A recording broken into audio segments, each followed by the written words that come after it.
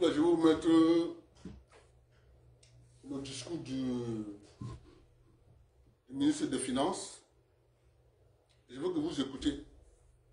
On va revenir.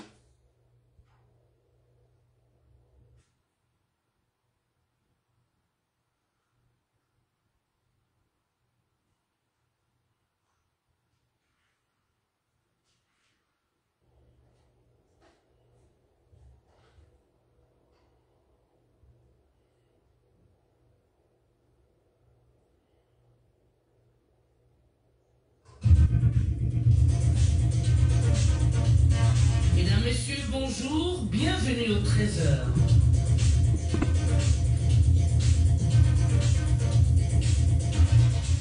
Loi de finances 2023, nouveaux axes, nouvelle dynamique.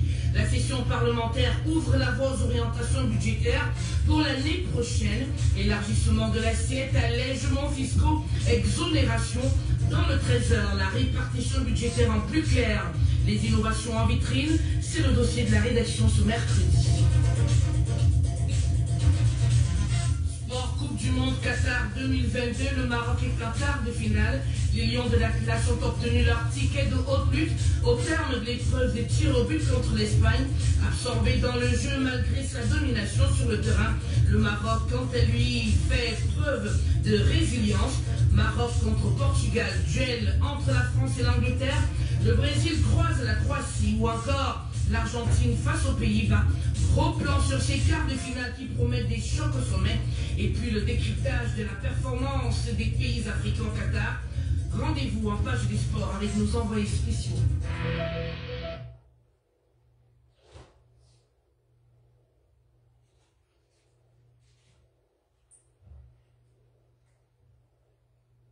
Retenir que l'élargissement de l'assiette fiscale est l'accroissement de l'étendue de la matière soumise à une taxation ou imposition.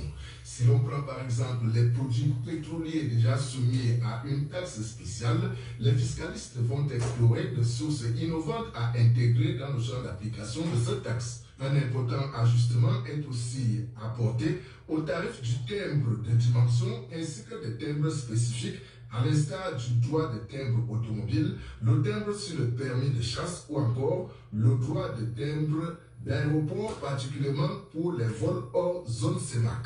Dans cet élan d'élargissement de l'assiette fiscale, les fiscalistes vont s'atteler au renforcement du régime de taxation de transactions internationales suivant les standards internationaux en matière de lutte contre l'érosion de bases taxables. Plus concrètement, le taux d'impôt sur les revenus des capitaux mobiliers versés dans ce qui est appelé paradis fiscaux connaîtra un relèvement de 15 à 30%.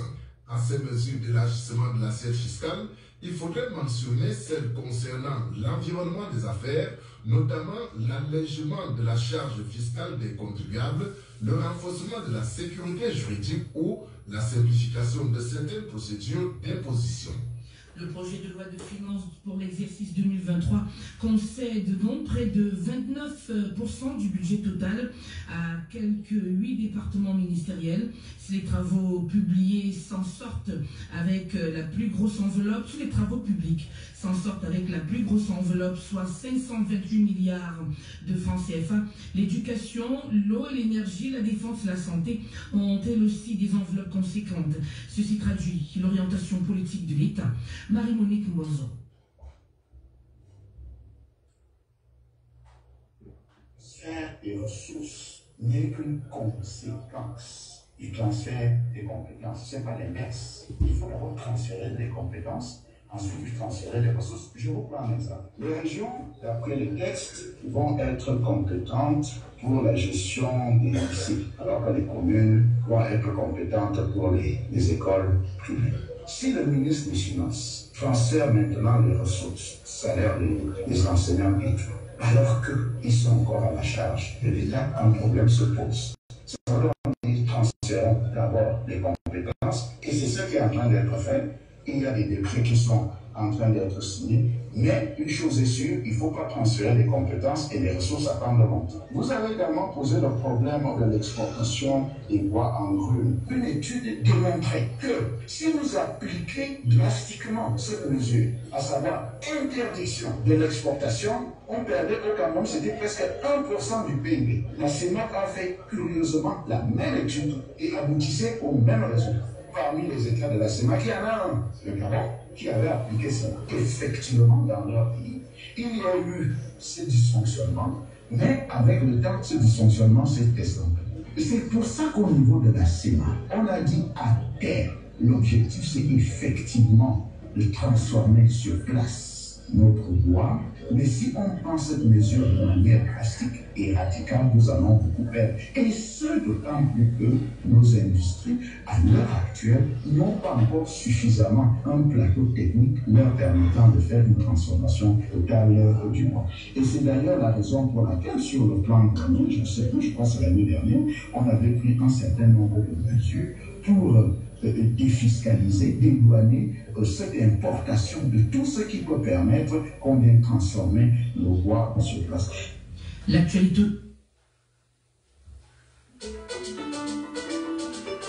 Faire des ressources n'est qu'une conséquence du transfert des compétences. Ce n'est pas l'inverse. Il faut d'abord transférer les compétences, ensuite transférer les ressources. Je vous prends un exemple. Les régions, d'après les textes, vont être compétentes pour la gestion des lycées, alors que les communes vont être compétentes pour les écoles primaires. Si le ministre des Finances transfère maintenant les ressources, salaire des enseignants et tout, alors qu'ils sont encore à la charge de l'État, un problème se pose. Ça veut donc dire transférons d'abord les compétences, et c'est ce qui est en train d'être. C'est ça que c'est le mot.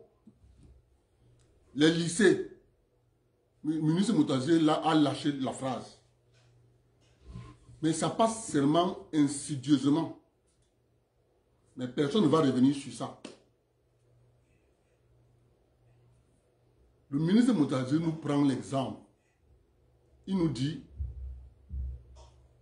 si lui transfère les ressources à l'heure actuelle aux régions et aux communes, alors que les régions ne sont pas encore installées, il y aura un problème. Les lycées sont, d'après les textes, à la charge de la région.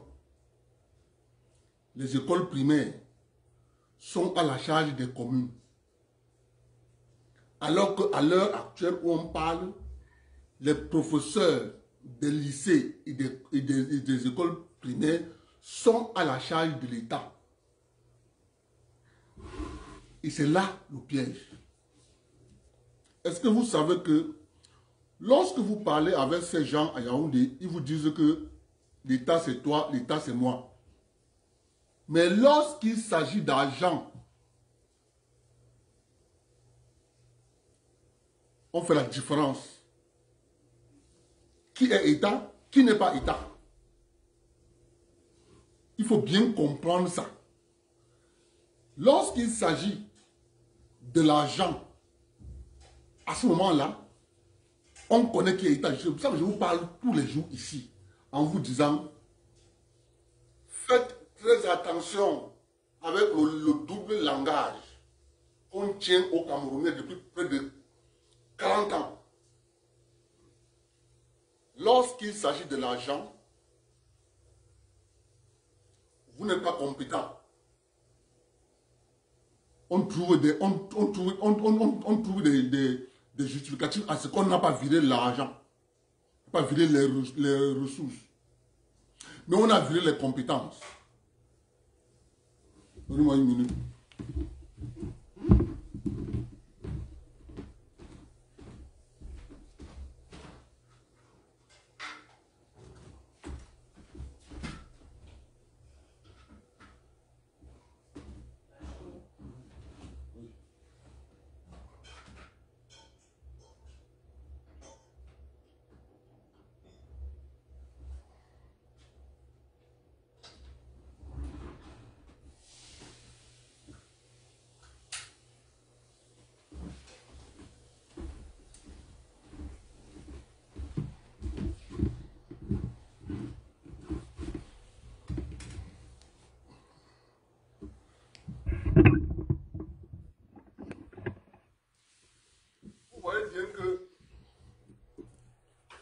il s'agit de transférer l'argent, à ce moment-là, on dit non.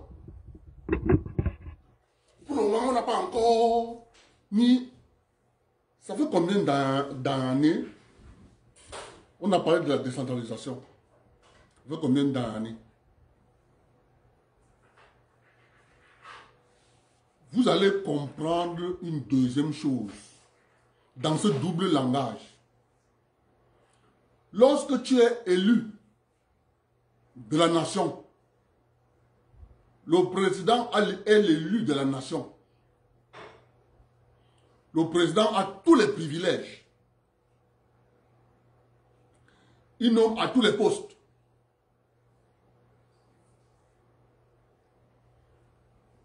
Lorsque tu es élu de la nation, tu es maire. On te dit non. Toi, tu n'as pas droit au privilège. Lorsque tu es député de la nation, tu n'as pas droit au privilège. Et je vais vous prouver ça par A plus B. Le président élu de la nation, il a un budget. On vote à l'Assemblée. Chapitre 1, président de la République, son budget, on met de côté. Allez prendre la tire. Allez prendre les textes, la loi des finances votée. Allez voir le chapitre 1, président de la République. Allez voir le montant du budget. Parce qu'il est l'élu de la nation.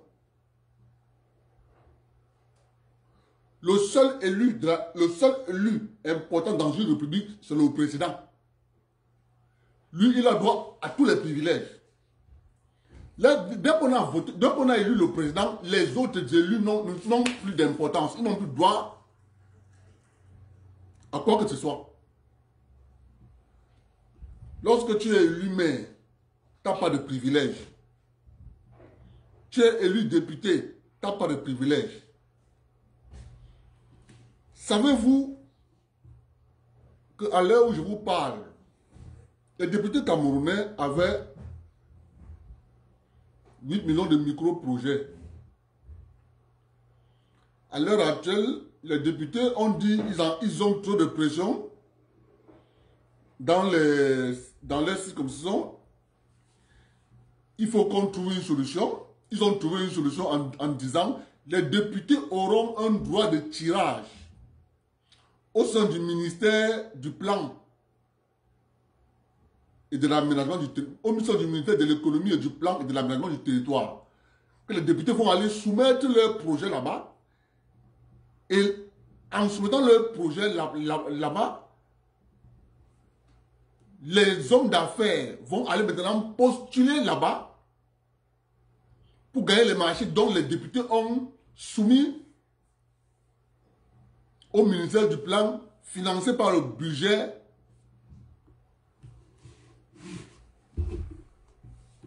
de l'État. Ça veut dire soit la ligne 94, soit la ligne 65. Mais le député, il est élu de la nation.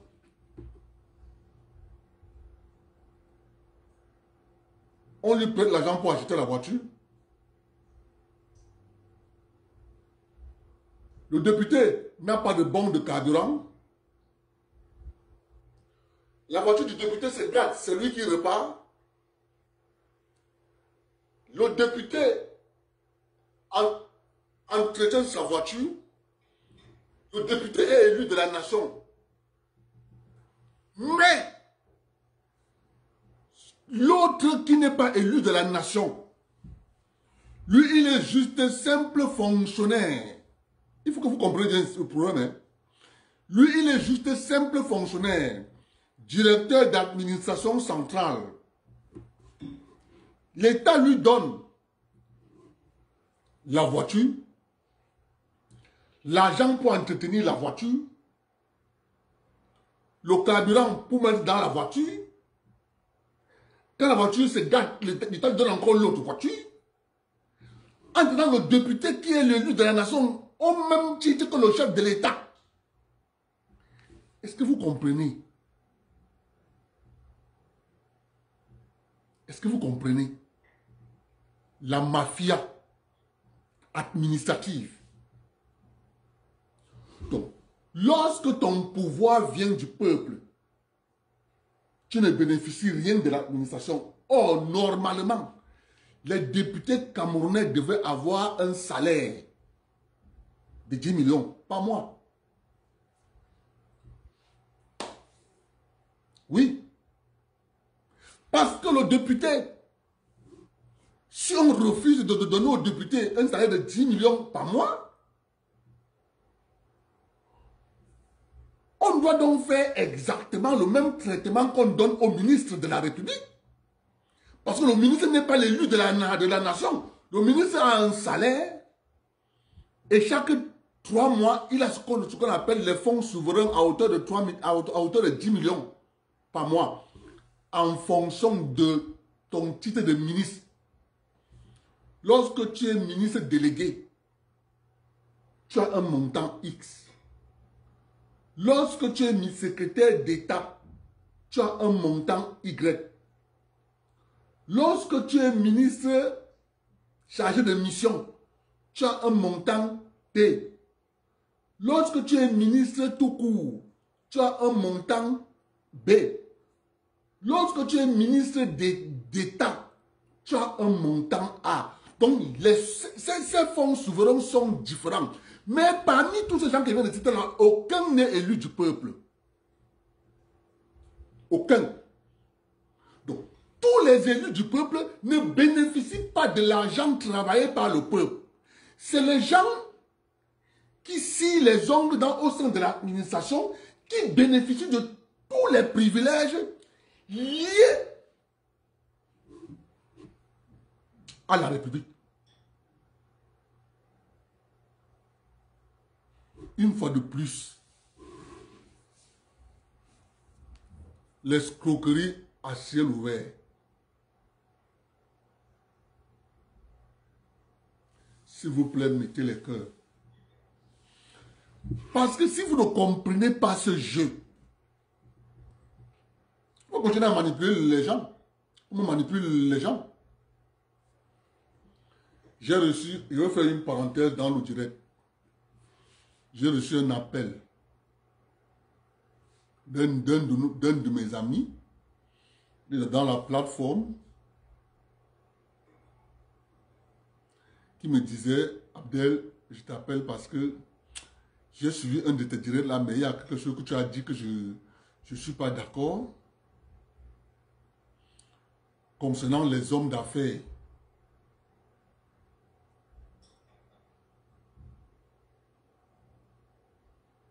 Il me dit non, lui, il trouve que les hommes d'affaires de l'Ouest sont plus privilégiés. Mon frère, je t'ai répondu, mais peut-être d'autres personnes peuvent avoir la même philosophie que toi. Je vais te dire quelque chose.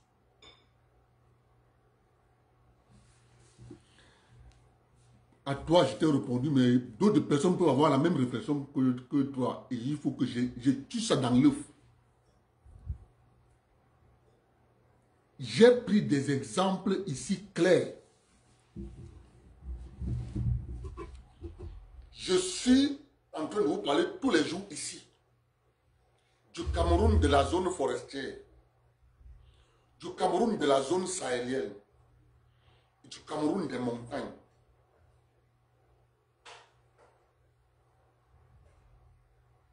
Mais les gens ne semblent pas comprendre de quoi je parle. Ou bien les gens comprennent et ils refusent de comprendre ce jeu.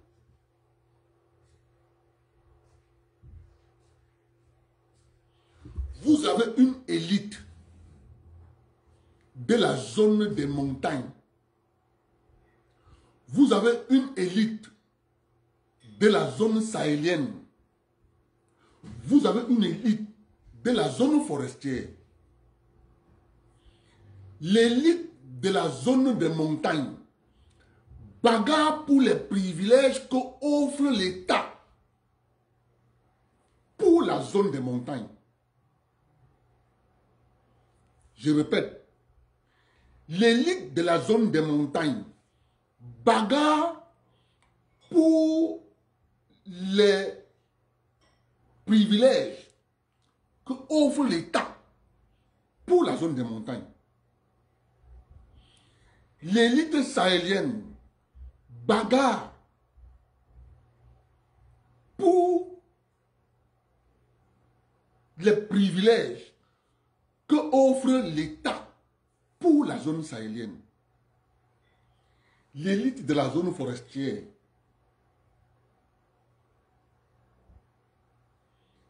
est l'élite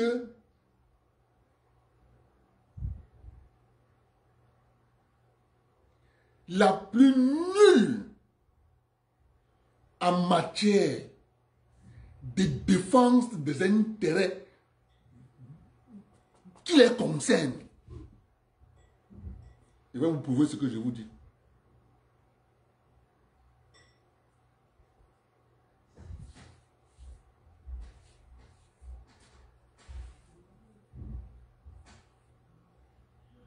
La zone forestière avait des hommes d'affaires.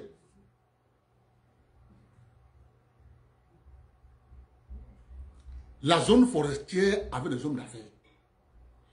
La zone forestière a une élite qui ne pose pas la question, qui ne répond jamais à la question: que vont devenir les enfants de la zone forestière dans 50 ans? Toute l'élite de la zone forestière, unanimement, ont une seule réponse à cette question. Je dis bien tous, unanimement ont une seule réponse. Nous ne serons plus là. Vous allez rester vous démerder. Pour le moment, laissez-nous manger tranquillement. Ne nous emmerdez pas. Aucune stratégie économique, aucune stratégie de contrôle des avantages liés à l'État pour la communauté de la zone forestière, rien. La seule chose qui les intéresse, c'est comment faire pour ne pas voir dans le village un autre jeune enfant qui a de bonnes idées et qui est connu à Yaoundé. Il va tout faire pour te détruire. Que tu sois au privé, que tu sois dans l'administration.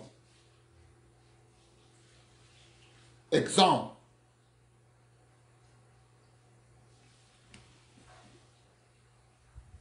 Théodore Bela, le premier commerçant camerounais de faire dans la grande distribution de luxe. Théodore Bela, JT Bela, l'immeuble est à Yaoundé. C'est dans cet immeuble qu'était logé Canal 2 International de Douala. Canal 2 était logé à l'immeuble Tébela. Écoutez-moi. Les gens n'aiment pas vous dire la vérité. Vous savez qui a mis Théodore Bela les bâtons dans les roues? Il s'appelle Père à son âme. Père à l'âme de Théodore Bela. Etienne Chama. Etienne Chama est l'enfant d'où? Etienne Chama est l'enfant d'où? De la zone forestière. James Onobiono, enfant de la zone forestière. Qui a mis les bâtons dans les roues? Justin Njoro, père à son âme. Dès qu'il a signé, il n'a pas mis la banque de Nogono sous liquidation. En nommant un administrateur directeur, un administrateur liquidateur. En retirant carrément la banque de Nogono, il bat l'agrément. La banque a fermé. Nogono n'avait plus de moyens de payer ses fournisseurs à l'étranger en devise. C'est un homme d'affaires camerounais qui veut prospérer. Et que tu n'as pas une petite portion sur le compte des devises, tu ne t'en sors pas. L'Empire Nogono a commencé à s'écrouler seul. Nogono, c'est qui? Enfant de la zone forestière. Justin Njoro, c'est qui? Enfant de la zone forestière. Ce que je vais vous dire là, c'est frère aujourd'hui. Ça là, c'est frère. Amougou Belinga. Qui est en train de détruire Amougou Belinga? Qui veut détruire? Qui est en train de détruire Amougou Belinga? À l'heure où je vous parle, c'est qui?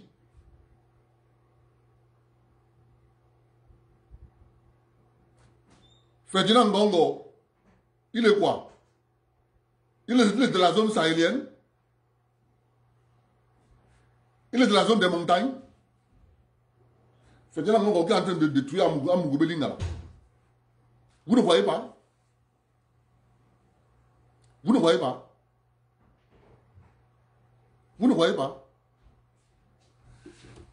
Mais c'est parce qu'ils n'ont pas la capacité de répondre honnêtement à la question. Lorsque nous, on aura 80 ans, sur quoi les générations qui viennent derrière nous vont s'appuyer pour développer les régions?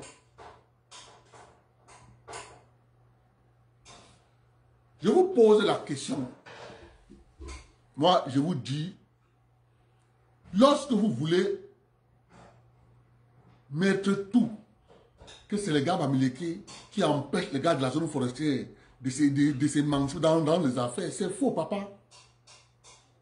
Ce discours est faux. Archi faux. C'est moi qui vous dis, ouvrez vos oreilles et vos yeux. On vous trompe. Il est une chose qui est claire, c'est que les gens de la zone des montagnes connaissent où se trouve leur intérêt au sein de l'administration. C'est pour ça qu'eux, ils s'arrangent à ce que même s'il n'est pas ministre dans un... On l'enlève ministre dans un ministère, il faut qu'il bataille pour que ce poste de ministre revienne à un gars de la zone des montagnes.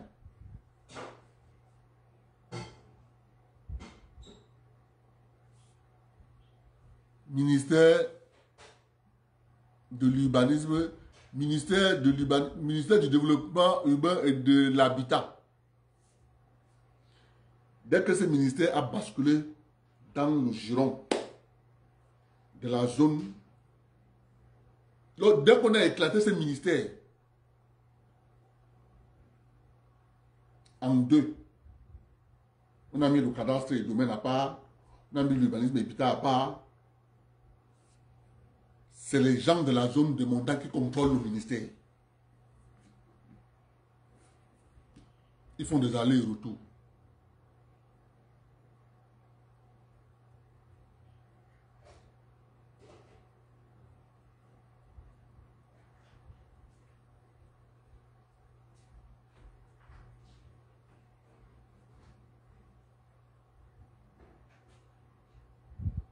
Papa, enlevez dans vos têtes. Le problème, c'est nous.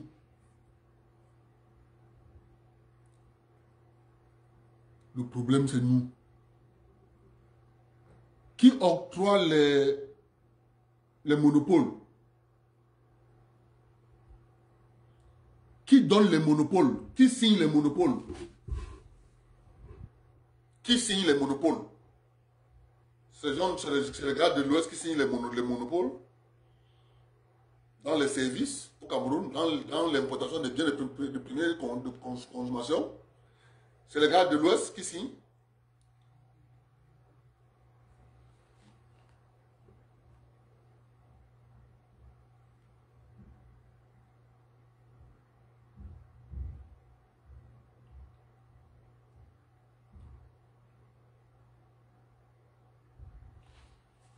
C'est eux qui signent les monopoles?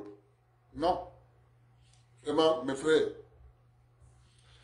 Dites à vos parents, vos oncles,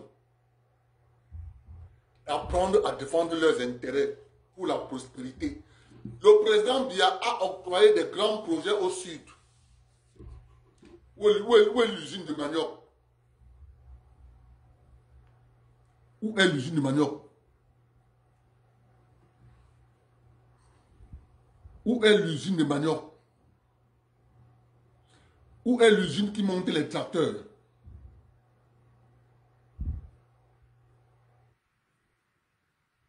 Moi, je suis allé là-bas me renseigner. On m'a posé la question, qu'est-ce que tu veux faire avec un tracteur? On te prend le tracteur, tu ne vas pas au ministère de l'Agriculture. On te pose la question, tu veux faire quoi avec? Mes frères,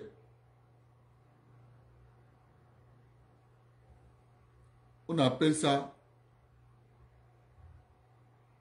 cherchez à vous mettre, vous les enfants de la zone forestière, hors sujet. En vous poussant à faire, à ce que vous vous transformiez en victime. Ne vous transformez pas en victime. L'État du Cameroun, à l'heure où je vous parle,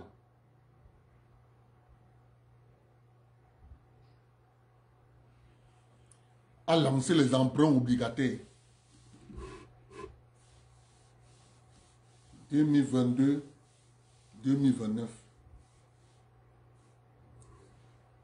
Allez, je parle toujours, c'est quelque chose, c'est un jeu pour moi.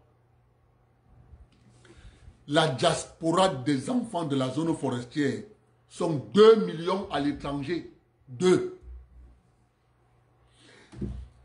Mais c'est parce qu'on a mis dans leur cerveau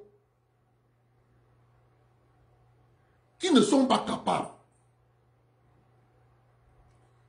Ils ont accepté que oui. Le problème, c'est nous. Ils ont accepté que le problème, c'est nous.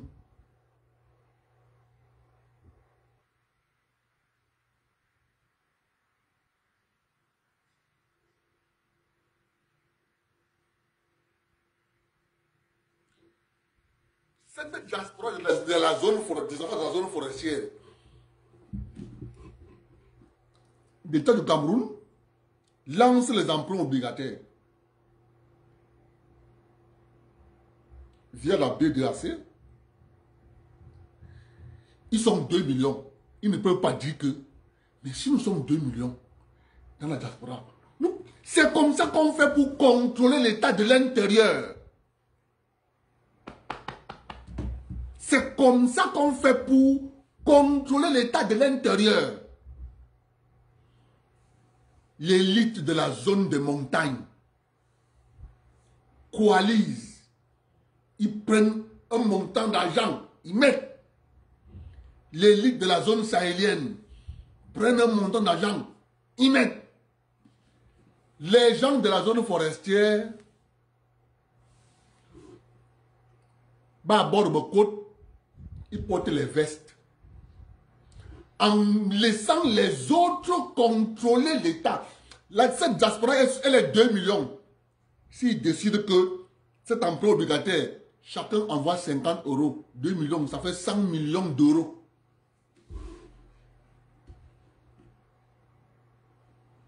Ça fait 100 millions d'euros qu'ils vont injecter dans l'emprunt obligataire de l'État. Ça leur permet d'avoir un contrôle, ça leur permet de créer un rapport de force à ce que l'État commence à leur poser la question, vous voulez quoi? J'entends tous les jours, nous voulons la double nationalité, mais ils ne comprennent pas quels sont les éléments que nous pouvons utiliser pour aboutir à la double nationalité. C'est un rapport de force qu'il faut créer. Et ce rapport de force ne peut être créé par les ouvertures que l'État vous offre. Les gens ne comprennent pas comment ça marche. C'est avec ça qu'on contrôle l'État. Cette diaspora est là. Quand on parle, dit que non, c'est pour les autres, ça ne nous concerne pas. Ça fait 100 millions d'euros.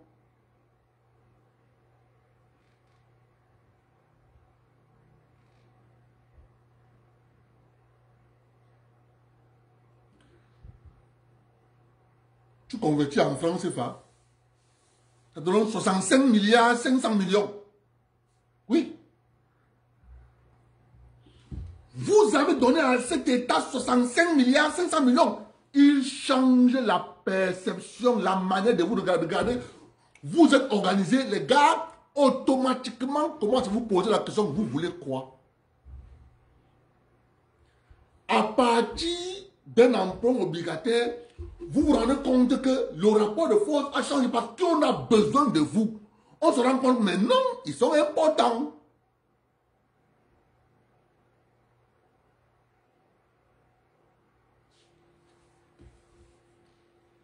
Torres, il n'y a pas un gars en Europe, au Canada, aux États-Unis, en Australie, un enfant de la zone forestière qui est incapable de trouver 50 euros. Gars, le Camerounais est battant. L'autre là, c'est écrit dans notre visage.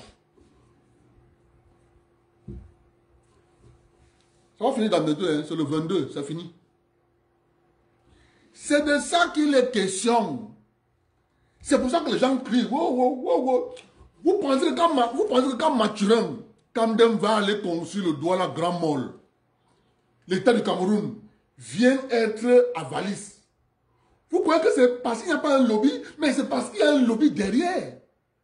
Qui a dit à l'État du Cameroun? Non. C'est notre enfant. C'est une opportunité pour lui. Il faut que vous le soutenez. L'État du Cameroun, sachant bien que maintenant, ce lobby m'apporte souvent, quand je suis financé, ce lobby m'apporte souvent beaucoup. En retour, c'est comme ça qu'on contrôle l'État. Mais nos élites ont abandonné leurs concitoyens en plein vol. Mais ce n'est pas grave. Je continue mon direct. L'Union européenne a fait une annonce, a voté une loi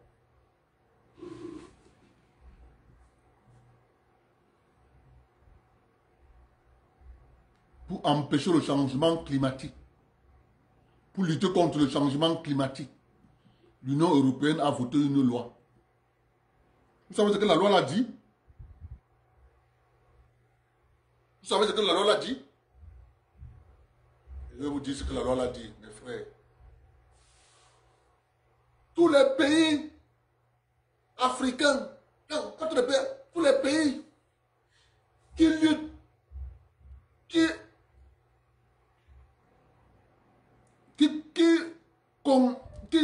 contribuent à la déforestation, qui poussent à un changement climatique drastique, ne pourront plus avoir accès au marché européen. Quels sont donc les produits que l'Union européenne a choisi de frapper? Ouvrez grandement vos oreilles. Les produits que l'Union européenne a choisi de frapper, ces produits-là, les voici. Parce que ces produits-là accentuent la déforestation. Cacao, café, palmier à huile, EVA, soja,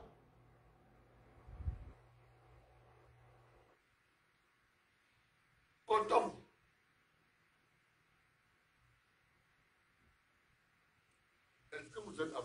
avec moi.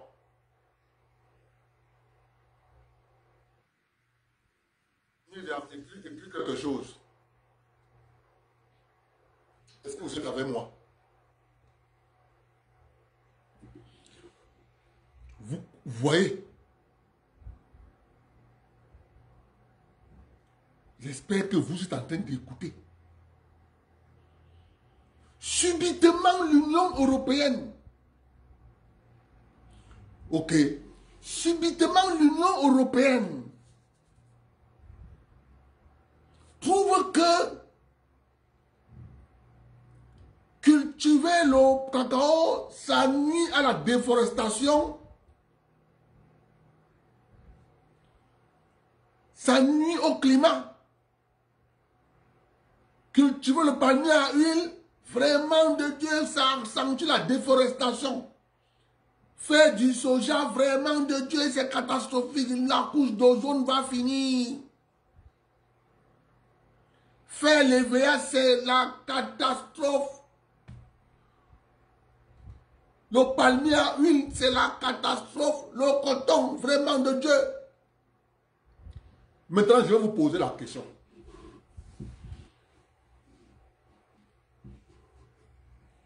Qui sont venus avec le cacao? Lorsque c'est eux qui avaient le contrôle sur les productions du cacao, du café, il n'y avait pas de problème de climat. Il n'y avait pas un problème de déforestation. Qui est venu avec les plantations industrielles du palmier à huile? À cette époque, il n'y avait pas de déforestation. Il n'y avait pas de changement climatique.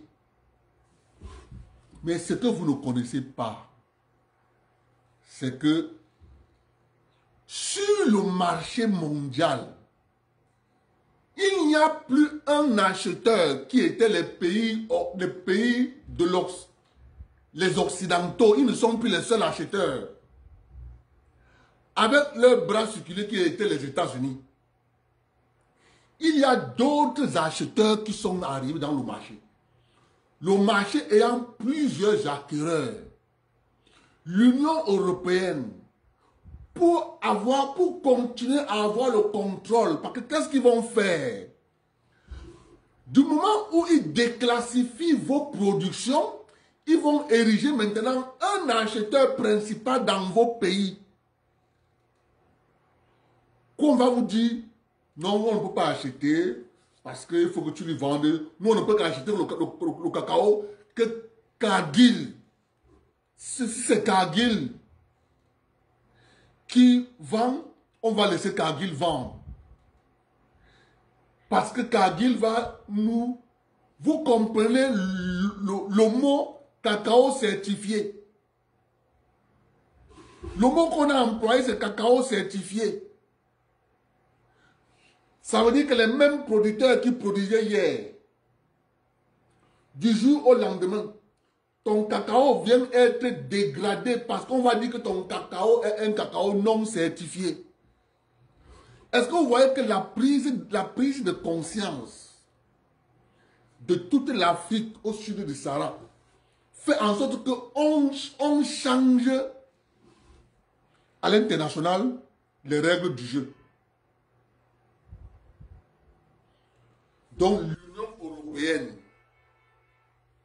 dit aux Africains, à la Côte d'Ivoire, et lorsque vous regardez, la Côte d'Ivoire, le Ghana, ces deux pays produisent 70% de la production mondiale du cacao. À l'heure où je vous parle, il y a le marché européen, il y a le marché américain, il y a le marché asiatique, il y a le marché russe. Ils se rendent compte qu'il y a déjà plusieurs acheteurs, la concurrence sera rude, alors on cherche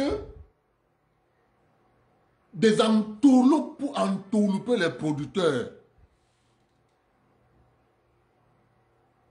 C'est ça qu'on appelle quelqu'un qui est habitué à prendre gratuit ta marchandise, se rend compte qu'il y a de la concurrence, cherche d'autres techniques pour te disqualifier, pour te faire du chantage.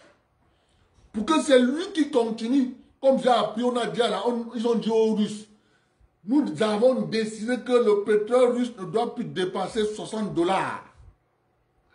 L'Union européenne décide que le pétrole russe ne doit plus être acheté à 60 $. Vladimir Poutine, Poupou, avait compris les enjeux, s'est lancé dans la construction de tankers de transport de pétrole brut. Donc, comme ils ont anticipé, l'Union européenne, une fois de plus, va encore scier la branche sur laquelle elle est assise. Parce que les États-Unis d'Amérique, ayant découvert le gaz de schiste, qui avait une production chère comparativement au gaz de Russie, il fallait environ 1 $ pour produire un baril de gaz de schiste, comparativement au gaz russe, qui coûtait environ la moitié, des centimes, des cents, le baril. Résultat de course, les Américains ont passé le temps à pousser les Russes, à pousser à ce que le prix du gaz russe augmente sur le marché. La raison pour laquelle on a manipulé Zelensky d'entrer en guerre, c'était pour que le prix du gaz augmente. Il y a de cela 3 ans que le prix du gaz a commencé à augmenter pour permettre aux Américains de mettre leur gaz sur le marché mondial. Le gaz de schiste. Parce que la crise ukrainienne ne profite qu'aux Américains. Ils ont réussi à mettre leur gaz sur le marché parce que le prix du gaz russe sur le marché est devenu cher. C'est de ça qu'il est question. Or, la Russie ne vend pas son gaz au jour le jour. La Russie a des contrats à long terme, 10 ans, 15 ans, 20 ans, 25 ans. Et à bon marché. Et ça a empêché les Américains de mettre le gaz dessus sur le marché. C'est la même chose que l'Union européenne veut nous faire. Ce que les Américains font à l'Union européenne, c'est ça que l'Union européenne veut nous faire. Nous empêcher de vendre notre produit ailleurs. Ils viennent nous dire que non, vous participez à la déforestation. Mais ils ne vous disent pas qu'un seul bateau, un seul tanker, un seul transporteur de conteneurs pollue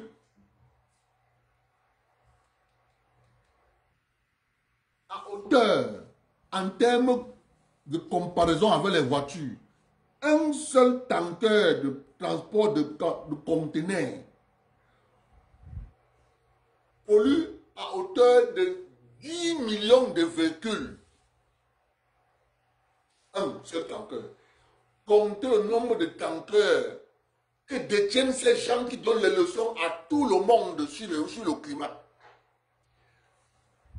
Les gens qui détiennent, les gens qui parlent du climat sont eux-mêmes qui fabriquent les avions, qui ne font que éroder la couche d'ozone. Ce sont ces gens qui parlent de climat. C'est ça qu'on appelle le pompier pyromane. Il allume le feu. Il est le premier à crier « Oh le feu, oh le feu !» alors que c'est lui qui a allumé le feu. Mes chers compatriotes. L'Union européenne, subitement, dit que le cacao, c'est la déforestation. Le palmier à huile, c'est la déforestation. Le coton, les l'EVA, le soja, Papa, tout ça, c'est pour contrôler les pays africains. C'est pour ça que je suis souvent surpris lorsque j'entends les pays de la zone franc CFA, leur élite parler, les soi-disant grands débatteurs des plateaux de télévision le dimanche au Cameroun.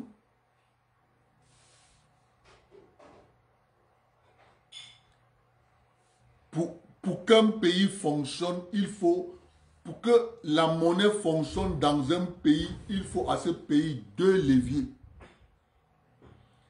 Premier levier, la politique budgétaire. Deuxième levier, la politique monétaire. C'est ça qui permet à un pays de contrôler, de diminuer, d'augmenter, de contrôler la balance de paiement, la balance de paiement extérieure. Ces deux outils. Mais nous avons dans la zone franc CFA, nous n'avons que le budget. Tu ne peux pas avoir le contrôle sur le déficit de la balance de paiement à l'extérieur. Lorsque tu n'as que la politique budgétaire, tu ne peux pas contrôler. Ethiopian Airlines arnaque les Camerounais qui vont faire la marchandise en Chine. Lorsque tu prends ton vol Ethiopian Airlines, tu déclares la compagnie à Douala que je voyage, je m'en vais en Chine acheter la marchandise, j'ai des liquidités sur moi. Donc Ethiopian Airlines connaît le nombre de Camerounais qui vont acheter la marchandise en Chine. Ils vont faire escale en Éthiopie à Addis Abeba. Dès qu'ils atterrissent à Addis Abeba, ils disent aux Camerounais qui sont dans l'avion que nous ne partons pas aujourd'hui, on part demain. Vous allez prendre, on va vous loger dans les hôtels. Dès que vous sortez de l'aéroport, pour revenir dans l'enceinte de l'aéroport, vous allez passer par la douane. Mais vous avez les liquidités sur vous. Ce sont les devises. C'est comme ça que Ethiopian Airlines fait pour avoir une partie de ces devises par le braquage des commerçants africains de la zone franc CFA. Mais vous avez des débatteurs intellectuels camerounais sur des plateaux de télévision qui vous parlent de l'économie. Ils ne vous disent pas que vous ne pouvez rien faire sur le contrôle de votre balance de paiement s'il vous reste seulement le budget pour faire votre politique, de contrôle des balances de paiement. Vous ne vous en sortez pas. Parce que lorsque vous avez le contrôle de votre monnaie, vous pouvez déprécier votre monnaie pour empêcher les importations massives des produits de première nécessité qu'on peut produire sur place. Vous interdisez, soit en revalorisant votre monnaie, soit en la rabaissant, soit en la dévaluant. C'est de ça qu'il est question. C'est cet outil qui permet au pays de jouer et de chercher toujours à avoir une balance de paiement contrôlée. À l'heure où je vous parle, chaque année, l'État du Cameroun s'endette en devises à hauteur de 1000 milliards. Vous pensez qu'avec ça, on va s'en sortir? Vous pensez qu'avec ça, les générations futures vont faire comment? Le pays va exploser. Un pays qui ne produit ne peut pas s'endetter à hauteur de 1000 milliards en termes de balance de paiement. Ce n'est pas possible. Le pays va tout droit au mur, mais sauf que les gens continuent de penser qu'ils vont s'en sortir. Vous ne pouvez pas vous en sortir. C'est pour ça que vous avez des jeunes Africains qui combattent le franc CFA, qui disent qu'il faut que ça s'arrête. Mais l'élite bourgeoise qui s'engraisse sur le dos de ces petits peuples trouve que non, puisque ça ne les gêne pas, ça ne les touche pas. L'élite est à l'abri de ça. Je vous ai parlé s'il y a des fonds souverains qu'on donne à chaque ministre. Je vous ai parlé des maires ici. Mais oui, C'est 1000 milliards de dollars en termes, en devises, qui s'endettent chaque année. Chaque année, voilà comment ils s'endettent. Mais on continue à dire, à faire des beaux discours, des gros mots. Mais la réalité est là. La réalité est là. La réalité est là.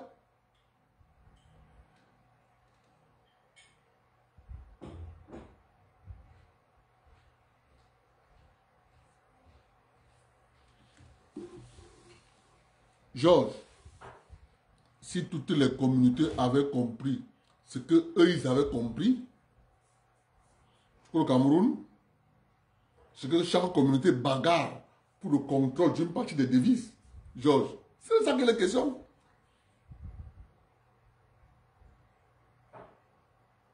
C'est ça qui est la question.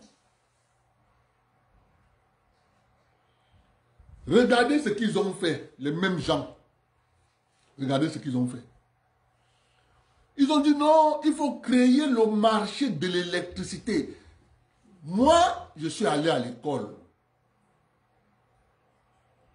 Et moi, j'ai appris ce qu'on appelle l'électricité. Je connais comment on produit l'électricité. C'est quoi l'électricité?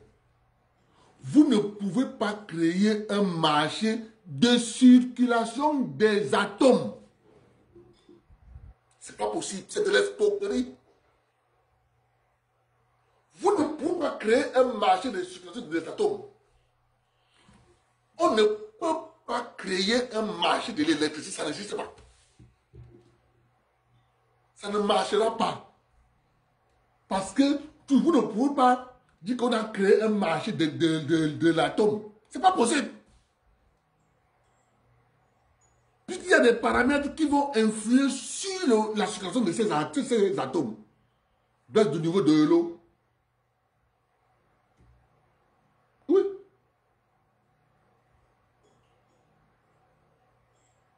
Du coup, on a créé en Europe le marché de l'électricité.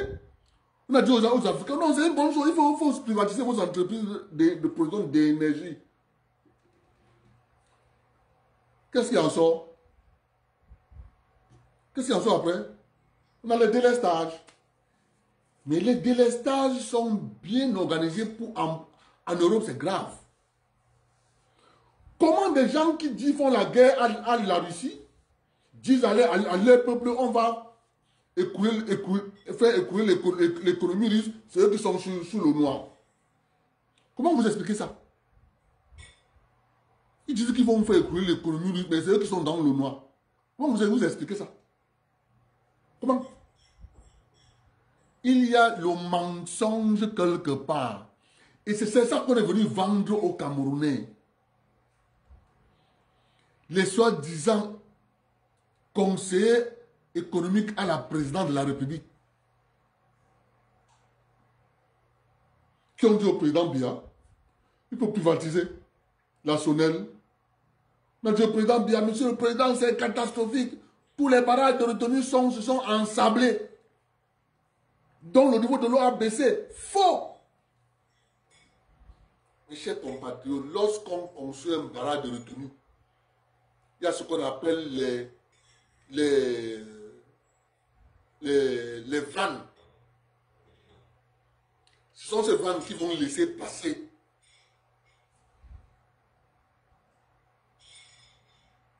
Mais Mariam, le père est déjà vieux, Mariam. Le père est déjà vieux. Madame, le père est déjà vieux. Le père est déjà vieux, Mariam. Le père est vieux, ma soeur. Ils ont trahi le vieux.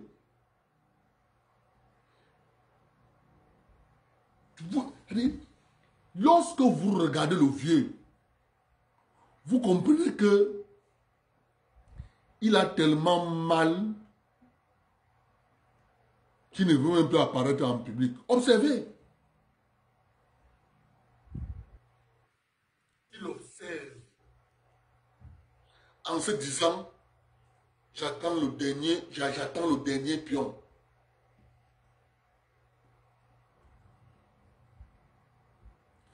Lorsqu'on construit un barrage de retenue, il y a ce qu'on appelle les vannes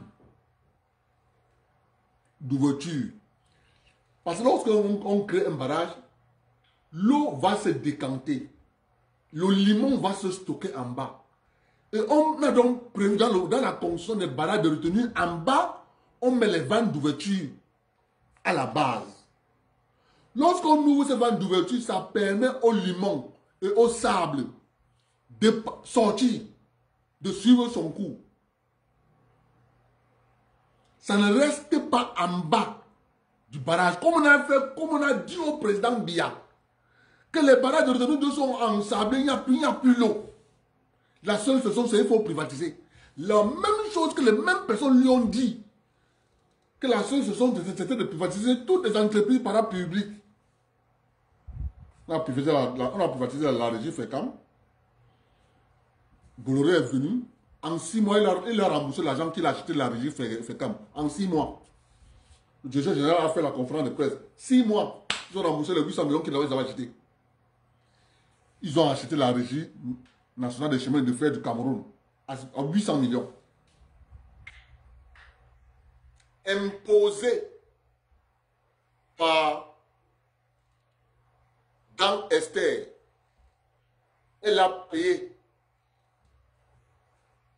cet affront d'avoir fait payer Bolloré 800 millions la régie nationale des chemins de fer. Parce que les hauts fonctionnaires, quand j'entends les gens dire que Marafa est en prison, c'est la prison politique. Marafa avait exigé à Dan Esther de vendre la régie FECAM à francs symboliques. Mes chers frères,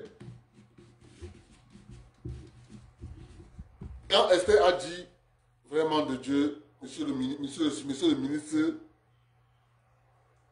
je préfère qu'on m'enlève au travail. Dites ça au président.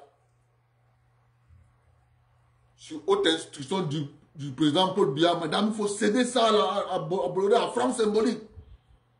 Il a répondu à monsieur le ministre Marafa, dis-lui de me licencier. Je ne vends pas ça à francs symbolique.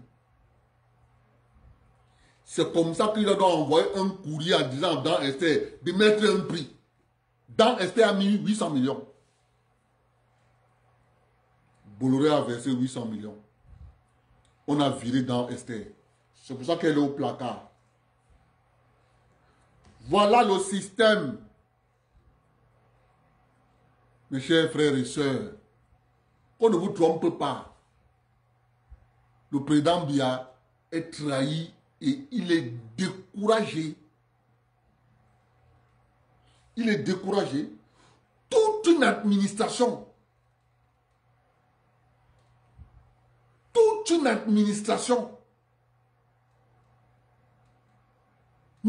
que des hommes et des femmes qui veulent s'enrichir sur le dos du petit peuple. Toute une administration. Toute une administration. On fabrique des monstres où il y a des gens qui ne partent plus, qu'on n'affecte plus. Non, je suis de l'administration centrale. C'est notre statut. Nous, on travaille seulement à Yaoundé. Ah bon? Ah bon? En tout cas, nous on dit encore aux gens de prendre conscience et de comprendre les enjeux. Tout ce qu'ils veulent faire l'emploi obligataire, si tu ne peux pas faire, tu nous suis. Parce que nous, on a une coopérative qui va participer. Si quelqu'un est intéressé, il me contacte, inbox. Voilà.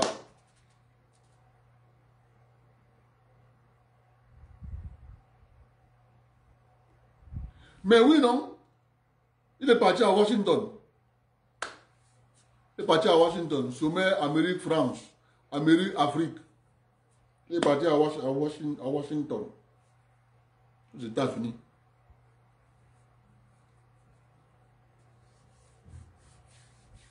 C'est malheureux. On n'y peut rien.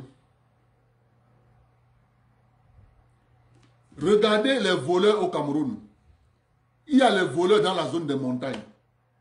Il y a les voleurs dans la zone sahélienne. Il y a les voleurs dans la zone forestière. Observez une seule chose. Les voleurs de la zone forestière n'investissent rien. Pas d'affaires. Ils sont tous qu'à faire des services. Ils font tous dans les services. Ils font tous dans les services. Pas d'affaires, rien. Regardez la zone des montagnes. Ils contrôlent tout ce qui est import-export. Ils contrôlent tout ce qui est bien de service.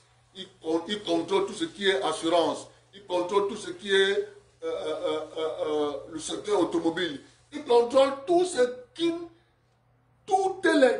qu'on peut avoir, tout ce qu'on a besoin au quotidien. C'est les zones des montagnes qui contrôlent. Avec la zone sahélienne. Mais nous, nos milliardaires mettent l'argent dans les tombes, dans les maisons. Bonne soirée à vous tous. Passez un bon début de week-end. Passez un bon début de semaine. On se reprend. Bonne soirée à vous tous. Retenez que l'État, ce n'est pas vous. Vous devez vous battre pour avoir des intérêts à l'intérieur de l'État. Et le seul moyen pour avoir des intérêts là-bas, c'est faire les emprunts obligataires. La diaspora des enfants de la zone forestière, ils sont 2 millions. 50 euros, ça fait 100 millions d'euros. 65 milliards, 500 millions de francs CFA. Vous le faites comme ça là. Le rapport de force change. Simplement comme bonjour. Bonne soirée.